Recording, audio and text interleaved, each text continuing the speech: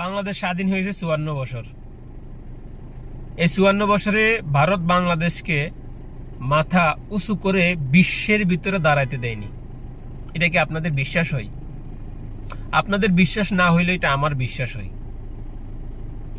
এই ৫৪ বছরে বাংলাদেশের যেই কয়জন দেশপ্রেমী, যেই ব্যক্তি বাংলাদেশ নিয়ে ভাবা শুরু করছেন, বাংলাদেশকে রিপ্রেজেন্ট করা শুরু করছেন, বাংলাদেশকে বিশ্বের কাছে তুলে ধরা শুরু করছেন, তাকেই ভারত হত্যা করছেন।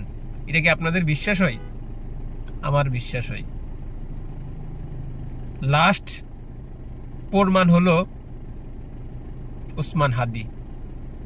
এর আগে জিয়াউর রহমান, বঙ্গবন্ধু বা আরো বাংলাদেশের বিখ্যাত নামি দামি নেতাগুলোকে হত্যা করছেন। যারা বাংলাদেশকে নিয়ে ভাবছেন, যারা বাংলাদেশকে বিশ্বের কাছে পরিচয় করাতে চাচ্ছেন, তাদেরকেই ভারত হত্যা করছেন। অতএব ভারত চাচ্ছে বাংলাদেশ ভারতের সব সময় গোলামি করুক। এ থেকে আমরা বাইরে হতে পারবো না? অবশ্যই পারবো।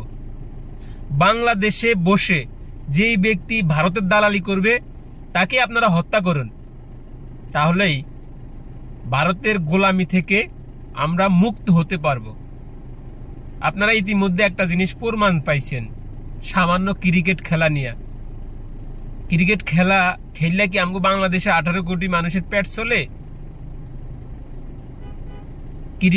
সামান্য ক্রিকেট খেলাটা ভারত বাংলাদেশকে নিয়ে কি খেলছে দেখেন। বাংলাদেশকে বাদ দিয়া স্কটল্যান্ডকে জায়গা দিছে।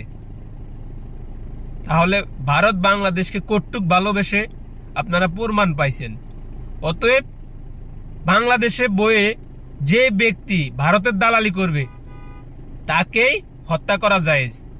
আপনারা ইতিমধ্যে আর একটা জিনিস প্রমাণ পাইছেন যে জিপ্রি অ্যাপেস্টেন্ট ফাইলে একটা কথা তো উঠে আসছে যে সাপ আর ভারত দুইটা যদি একসাথে দেখেন, আগে ভারতীয়দেরকে হত্যা করেন, তারপরে সাপ। তাহলে আপনারা প্রমাণ পাইছেন যে ভারতীয়রা কত ভয়ঙ্কর, এরা সাপের চেয়ে ভয়ঙ্কর।